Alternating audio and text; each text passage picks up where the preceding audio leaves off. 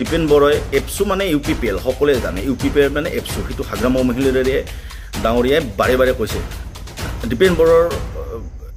এটা কথা মই বুজি নাপালোঁ আৰু আমি সকলোৱে জানোৱেই এপছুক ডাইৰেক্টলি ইবাৰো ছাপোৰ্ট কৰিছে UPPLক আমাৰ BTCত থকা যিসকল কোচ ৰাজবংশী মানুহ এতিয়াও UPPLত আছে তেওঁলোকক আজিৰ তাৰিখত UPPL এৰি আহক বুলি মই আহ্বান জনালোঁ কি কাৰণ তেওঁলোকে আমাৰ বিৰোধিতা কৰিছে এছটিকৰণক লৈ যে কৈছে যে আমি বহি নাথাকোঁ দীপেন বড়াই কৈছে আমি বহি নাথাকোঁ 45 লাখ জনজাতিৰ ওপৰত 1.5 কোটি মানুহক আমি বজা ল'ব নোৱাৰোঁ সংঘৰ্ষৰ দৰে হোৱাৰ সম্ভাৱনা এটা তেওঁলোকে ভাবুকি দিছে তেওঁলোকৰ গণতন্ত্ৰৰ দেশ এখনত সকলোৰে মাত মতাৰ অধিকাৰ আছে সকলোৱে প্ৰতিবাদ কৰাৰ অধিকাৰ আছে আৰু সকলোৰে প্ৰাপ্য বিচাৰি আন্দোলন কৰাৰ অধিকাৰ আছে টংকেশ্বৰ ৰাভা আৰু দীপেন বড়াৰ এটা কথা মই বুজি নাপালোঁ তেওঁলোকে যোৱা BTC ইলেকশ্যনত দীপেন বড়াই এপছু মানে UPPL সকলোৱে জানে UPPL মানে এপছু নমস্কাৰ ধন্যবাদ মই ৰিন্তু দাস আজি 10 নৱেম্বৰ তাৰিখে সকলোৱে জানে যে আমাৰ 6 জনগোষ্ঠীৰ জনজাতিকৰণৰ বিৰোধিতা কৰি গুৱাহাটীত যিসকল মানুহে তাতে সমবেত হৈছিল নাই বা প্ৰতিবাদ কৰিছিল তেওঁলোকে বিভিন্ন উদ্ধৃতি পেলাই যেনেকুৱা কথা কৈছে এটা ভাতৃগত এটা সংঘৰ্ষৰ দৰে হোৱাৰ সম্ভাৱনা এটা তেওঁলোকে ভাবুকি দিছে যে কৈছে যে আমি বহি নাথাকোঁ দীপেন বড়াই কৈছে আমি বহি নাথাকোঁ 45 লাখ জনজাতিৰ ওপৰত 1.5 কোটি মানুহক আমি বজা ল'ব নোৱাৰোঁ এনেকুৱা টাইপৰ কথা কৈছে তেওঁলোকৰ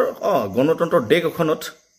সকলোৰে মাত মতাৰ অধিকাৰ আছে সকলোৱে প্ৰতিবাদ কৰাৰ অধিকাৰ আছে আৰু সকলোৰে প্ৰাপ্য বিচাৰি আন্দোলন কৰাৰ অধিকাৰ আছে কিন্তু মই টংকেশ্বৰ ৰাভা আৰু দীপেন বড়াৰ এটা কথা মই বুজি নাপালোঁ তেওঁলোকে যোৱা BTC ইলেকশ্যনত দীপেন বড়াই এপছু মানে UPPL সকলোৱে জানে UPPL মানে এপছু সেইটো হাগ্ৰাম মহিলাৰে ডাঙৰীয়াই বাৰে বাৰে কৈছে আৰু আমি সকলোৱে জানোৱেই এপছুক ডাইৰেক্টলি ইবাৰো ছাপোৰ্ট কৰিছে UPPLক এতিয়া কথাটো হ'ল কি মই আমাৰ BTCত থকা যিসকল কোচ ৰাজবংশী মানুহ এতিয়াও UPPLত আছে তেওঁলোকক আজিৰ তাৰিখত UPPL এৰি আহক বুলি মই আহ্বান জনালোঁ কি কাৰণ তেওঁলোকে আমাৰ বিৰোধিতা কৰিছে এছটিকৰণক লৈ কিন্তু হাগ্ৰাম মহিলাৰ ডাঙৰীয়াই পূৰ্বতেও কৈছিল এতিয়া কৈছিল যে জনজাতিকৰণক লৈ তেওঁৰ কোনো বাধা নাই লাগিলে NOC দি দিব তো এই ক্ষেত্ৰত আৰু মুখ্যমন্ত্ৰী ডাঙৰীয়াই এটা কথা কৈছে যে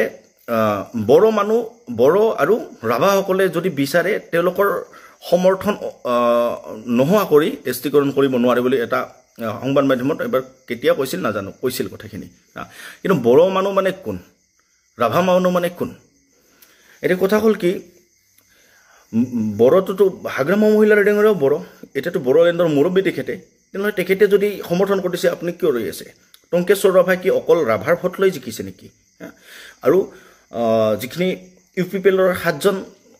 MCLA জিকিছে কি অকল বড়োৰ ভোট লৈ পেলাই জিকিছে নেকি অকল ST ভোট লৈ জিকিছে নেকি আমাৰ কোচ ৰাজবংশী মানুহ নাই গতিকে আজিৰ তাৰিখত মই আমাৰ UPPL দলত থকা আমাৰ কোচ ৰাজবংশীসকল যিসকল ভাই বন্ধু আছে আপোনালোকে আজিৰ তাৰিখতে নিজৰ জাতিৰ কাৰণে স্বাভিমানটোক লগত লৈ পেলাই ওলাই আহক আৰু অহা বিধানসভা ইলেকশ্যনত UPPLক আমি কোচ ৰাজবংশীৰ পৰা আৰম্ভ কৰি আমি যিখিনি আদিবাসী আমাৰ BTCত বিশেষকৈ আদিবাসী আৰু আমি কোচ ৰাজবংশীখিনি আছোঁ যি 6 জনগোষ্ঠীৰ ভিতৰত পৰোঁ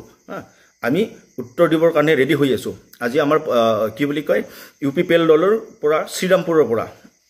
যিজন মই নামটো পাহৰি গ'লোঁ তেওঁ আদিবাসী হয় তেখেতে MCLA হৈ জিকি আহিছে তেখেতক এই বিষয়ত মাত মাতিবলৈ আৰু তেখেতসকলৰ আদিবাসী ৰাইজক আদিবাসী ছাত্ৰ সন্থাক মই আহ্বান জনাইছোঁ যে সেই মানুহজনক বাধ্য কৰক তাৰ পৰা UPPL দল এৰি আহিবৰ কাৰণে এটাই কাৰণত যে UPPL দলৰ ভাতৃ সংগঠন বুলি ক'ব লাগিব এপছু তেওঁলোকে আমাৰ বিৰোধিতা কৰিছে 6 জনগোষ্ঠীৰ জনজাতিকৰণক লৈ আমি প্ৰেছাৰ কৰিবই লাগিব প্ৰেছাৰ দিবই লাগিব নহ'লে আমি আৰু সেই জনজাতি হ'ব নোৱাৰোঁ ধন্যবাদ